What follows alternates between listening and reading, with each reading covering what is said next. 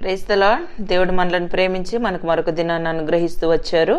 అందును బట్టి దేవునికి స్తోత్రం. ఉదయకాలము దేవుని వాగ్దానం, ఆదికాండము 43వ అధ్యాయము 23వ వచనం.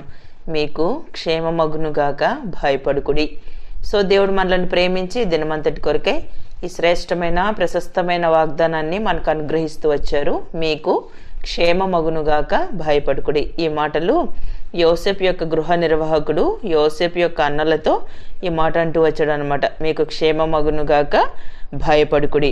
మీ పితరుల దేవుడైన మీ దేవుడు మీకు మీ గోనెలలో ధనమిచ్చాను, మీ రూకలు నాకు ముట్టినవని చెప్పి సిమ్యోనును వారి యొద్దకు తీసుకొని వచ్చాను. చూసారా, యోసేపును గమనిస్తున్నటువంటి ఆ గృహ నిర్వాహకుడు యోసేపు యొక్క అన్నలతో, సో మా గోనెల్లో ఈ రూకలు మరలా వచ్చాయి, మేము ధాన్యం కొన్నాము, అయినప్పటికీ మేము తెచ్చిన రూకలు మా గోనెల్లోనే ఉన్నాయని చెప్తూ వచ్చినప్పుడు ఆ గృహ నిర్వాహకుడు వాళ్ళు భయంతో ఆ మాటలు అంటున్నారన్న విషయాన్ని అతడు గుర్తించుకొని అతడు అంటూ ఉన్నాడు అనమాట.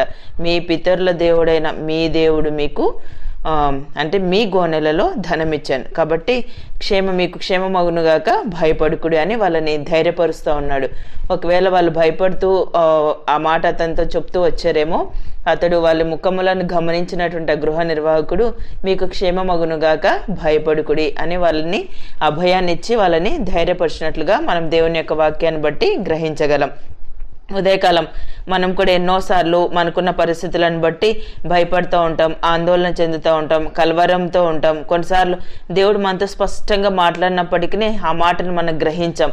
సో యోసేపు అన్నల్లాగానే మనం భయపడతాం. యోసేపు ముందుగానే తన అన్నలను గుర్తుపట్టి, సో నా అన్నలు అని వాళ్ళని గుర్తించి, సో ధాన్యంతో పాటు వాళ్ళు తెచ్చిన రూకలు వాళ్ళకి రిటర్న్ పంపించినట్లుగా మనం వాక్యంలో చదువుతాం కదా. మనకి యోసేపు యొక్క జీవిత చరిత్ర అంతా మనం గమనించినట్లయితే అద్భుతమైన దేవుడు అద్భుత రీతిగా యోసేపు యొక్క జీవితంలో ఆ కార్యాలు జరిగిస్తూ వచ్చారు. సో తద్వారా ముందుగానే అంటే భవిష్యత్తుని ఎరిగినటువంటి దేవుడు, అంటే యోసేపు యొక్క కుటుంబము కష్టపడకూడదని ఆ కరువు పరిస్థితుల నుంచి తప్పించుకోవటానికి ముందుగానే తన అన్నల ద్వారా ప్రేరేపించబడినటువంటి వారే అమ్మబడుతూ వచ్చాడు. అయితే ఆ సమయంలో యోసేపు యొక్క జీవితాన్ని గమనిస్తున్న గృహ నిర్వాహకుడు సహితము మీ పితరుల దేవుడైన మీ దేవుడు మీ గోనెలలో ధనమిచ్చాను. ఉదయకాలం మన చుట్టూరా ఉన్నవారు మనల్ని చూస్తున్నప్పుడు మనం సేవించే దేవుడు ఎవరు అనే మనలను బట్టి వాళ్ళు గ్రహిస్తున్నారా? కొన్నిసార్లు మనం గ్రహించలేం. అంటే దేవుని యొక్క వాక్యాన్ని బట్టి, సో దేవుడు చేస్తాడు, ఏదైనా మాట ఇస్తే ఖచ్చితంగా నెరవేరుస్తాడు అన్న నమ్మకం మనలో ఉన్నప్పుడు మన ద్వారా అనేకులు దేవుని యొక్క గొప్ప కార్యాలు చూడగలరనమాట. మనం దేవుని యొక్క వాక్యంలో చదువుతాం కదా, ఇక్కడ యోసేపును బట్టి గృహ నిర్వాహకుడు దేవుడెవరో గ్రహిస్తూ వచ్చారు. సో ఇస్సాకును బట్టి అక్కడున్న గెరారులో ఉన్న రాజు, అక్కడ చుట్టుపక్కల వారు ఫిలిస్తీయులు అందరూ గమనిస్తూ వచ్చారు. అబ్రహామును బట్టి అబ్రహాం చుట్టుపక్కల వాళ్ళు. సో మన జీవితంలో కూడా మనం సేవించేటువంటి దేవుడు ఎవరో మన జీవితాన్ని బట్టి వాళ్ళు గ్రహించే వారంగా ఉండాలి. ఉదయకాలం దేవుడు మనకు వాగ్దానం చేస్తున్నాడు, మీకు క్షేమమగునుగాక, భయపడకుడి. దేవుడు మాట ఇచ్చాడు అంటే ఆయన ఖచ్చితంగా నెరవేరుస్తాడు. నిర్గమకాండం 4వ అధ్యాయం 18వ వచనం చదివితే ఇత్రో క్షేమంగా వెళ్ళమని మోషేతో అనేను. అక్కడ మోషేతో దేవుడు మాట్లాడుతూ వచ్చాడు. అంటే నా ప్రజలను ఐగుప్తు దేశంలో నుండి నువ్వు కనానికి నడిపించాలని మాట్లాడుతూ వచ్చినప్పుడు, సో ఆ విషయాన్ని బట్టి తను ఇత్రో దగ్గరికి వెళ్ళాడు తన భార్య పిల్లలు తీసుకొని రావడానికి. మనం దేవుని యొక్క వాక్యంలో చదివితే సో అక్కడ ఇత్రో చెప్తాడు అనమాట మోషేతో, క్షేమముగా వెళ్ళుమని మోషేతో నేను. సో ఇంకా యోసేపు యొక్క జీవితంలో భయంగా తను ఉంటూ వచ్చాడు. ఎందుకంటే మనం ముందు చాప్టర్స్లో మనం చదివినట్లయితే అంటే ఇస్రాయేల్ అంటే తన ప్రజలైనటువంటి ఇస్రాయేల్ ప్రజల మధ్య జరిగినటువంటి ఆ సంఘర్షణలో మోషే వాళ్ళ ఇద్దరికి అడ్డుపడినట్లుగా మన వాక్యంలో చదువుతాం. ఆ మాటలు బట్టి ఒకవేళ తన హృదయంలో భయపడుతున్నాడేమో మోషే, ఆ మాటను బట్టి దేవుడు స్వయంగా మాట్లాడుతాడు మోషేతో. అంటే నీ ప్రాణంను వెదికిన మనుషులందరూ చనిపోయారు గనుక ఐగుప్తునకు తిరిగి వెళ్ళమని మిద్యానులో మోషేతో చెప్పగా, అంటే మన హృదయంలో ఉన్న సంగతిని కూడా గ్రహించి మన దేవుడు మనకి బయలుపరిచేటువంటి దేవుడు అనమాట. మోషేకి ఆ విషయం గుర్తొచ్చిందేమో, దేవుడు ఐగుప్తుకు వెళ్ళమంటూ వచ్చినప్పుడు ఇత్రో కూడా అక్కడ సెలవిస్తూ వచ్చాడు క్షేమంగా వెళ్ళమని. అయితే తన హృదయంలో ఉన్న సంగతిని గమనించిన దేవుడు చెప్తూ వచ్చాడు అనమాట, నీ ప్రాణంను వెదికిన మనుషులు చనిపోయారు కాబట్టి నువ్వు ఐగుప్తునకు వెళ్ళు అని. ఉదయకాలము మన మనసులో ఆలోచించే ప్రతి సంగతిని మన దేవుడు గ్రహించే దేవుడు. కాబట్టి ఒకవేళ నీ కుటుంబంలో క్షేమం లేదేమో, భద్రత లేదేమో, సో అసమాధానంగా ఉన్నావేమో, క్షేమకరమైన పరిస్థితులను ఎదుర్కొనలేని సిచ్యువేషన్ నీ ఇంట్లో ఉన్నదేమో, దాన్ని బట్టి భయపడుతూ ఉన్నావేమో, ఉదయకాలం దేవునికి జ్ఞాపకం చేస్తున్నాడు, మీకు క్షేమమగునుగాక భయపడుకుడని. మొదటి సమయాల గ్రంథం 1వ అధ్యాయం 17వ వచనం చదివితే, నీవు క్షేమముగా వెళ్ళుము, ఇశ్రాయేలు దేవునితో నువ్వు చేసుకున్న మనవిని ఆయన దయచేయునుగాక. ఈ మాటలు హన్నాతో సో ఏలి ఈ మాటలు సెలవిస్తూ వచ్చాడు అనమాట. నీవు క్షేమముగా వెళ్ళుము, ఇశ్రాయేలు దేవునితో నువ్వు చేసుకున్న మనవిని ఆయన దయచేయునుగాక.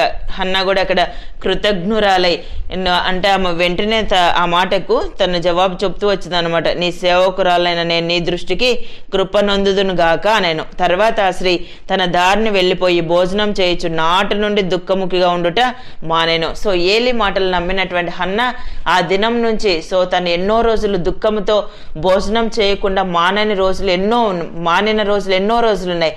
కానీ ఎప్పుడైతే ఏలి ఆ మాట సెలవిస్తూ వచ్చాడో ఆ మాటను బట్టి తన ధైర్యం తెచ్చుకొని కృతజ్ఞురాలై నీ దృష్టికి నేను కృపనందుదును గాక అని సెలవిచ్చి సో నాట నుండి దుఃఖముఖిగా నుండుట మానేను. అంటే దేవుడు చెప్పాడు, దేవుని యొక్క ప్రవక్త ద్వారా బయలు వెళ్ళిన మాటలు సో ఆయన నెరవేరుస్తాడన్న విశ్వాసం తనలో ఉంది. కాబట్టి శ్రేష్ఠుడైన కుమారుని హన్నా పొందుకున్నట్లుగా మనం వాక్యంలో చదువుతాం.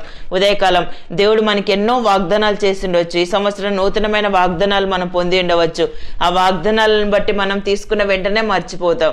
సో మనం మర్చిపోతూ వచ్చిన దేవుని అడగనప్పుడు దేవుని ద్వారా మనం ఏ మేలు కూడా పొందలేం. మన హృదయ స్థితిని గమనించిన దేవుడు, మనం ఆలోచించే తీరును గమనిస్తున్నటువంటి దేవుడు. ఉదయకాలం నువ్వు ఎలాంటి పరిస్థితుల్లో ఉన్నావో ఆయనకు తెలియదా? ఆయన సమస్తము తెలుసు.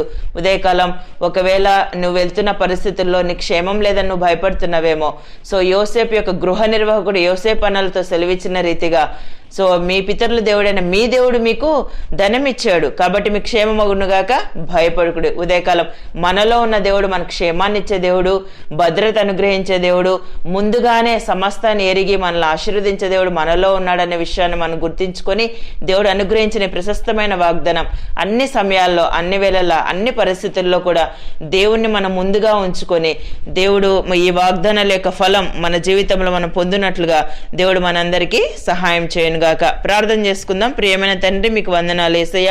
మమ్మల్ని ప్రేమించి మాకు అనుగ్రహించిన ఈ శ్రేష్టమైన వాగ్దానాన్ని బట్టి స్తుతిస్తున్నాను ప్రభా. మీకు క్షేమమగును గాక భయపడుకుడి అని సెలవిచ్చారు. ఉదయకాలం నిత్య జీవపు మాటలు వింటున్న మీ ప్రజలందరినీ కూడా జ్ఞాపకం చేసుకునండి. వారు వెళ్తున్న ప్రతి పరిస్థితిలో మీ యొక్క సహాయాన్ని మీరు అందించి కృప చూపుతూ రావాల్సిందిగా కోరుతూ యేసు ప్రభు నామమున ప్రార్థిస్తున్నాను తండ్రి. ఆమెన్.